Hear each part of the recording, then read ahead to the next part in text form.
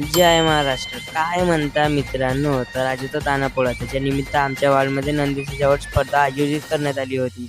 First price cycle होते आणि बाकी छोटे मोठे प्राइज होते. मग काय, तिथं तर शिव्या आणि राहुल भाऊ मस्त पंजा खेळत होते. आमचे चीफ गेस्ट अनुज भाऊ आलेले होते, पण हे चेहरा लपवत होते. आपले राहुल भाऊ तानापोळ्या निमित्त मस्त भाषण देत होते. मग थोड्या वेळात नंदी येणं चालू झालेले होते. मग गर्दी वगैरे वाढतच होती. नगीना बागमध्ये खूपच पब्लिक वाढलेली होती आणि सगळेजण मस्त तयारी करून आपले नंदी घेऊन आलेले होते. मग आरती वगैरे सुरू झाली. आरती वगैरे करून घेतली. आरती झाल्यानंतर मस्त फटाके वगैरे फोडत होते. मग थोड्याच वेळात डायरेक्ट पाऊस लागला. आम्ही सगळे पाऊसमध्ये मस्त ओले झालेलो होतो. अभय दा तर मस्त टी शर्ट झटकत होता. रूपम दा तर सायकल जवळ उभा झाला होता. म्हणे कोणाला भेटली नाहीये, म्हणे मी गॅप करतो म्हणे सायकल. मग काय, मी वगैरे थोडा जास्त चोला झालो होतो. हाय आपला सायरादाचा नंदी. डेकोरेशन वगैरे तर एकच नंबर होतं. मग काय, फर्स्ट प्राइज अनाऊन्स केलेलं होतं.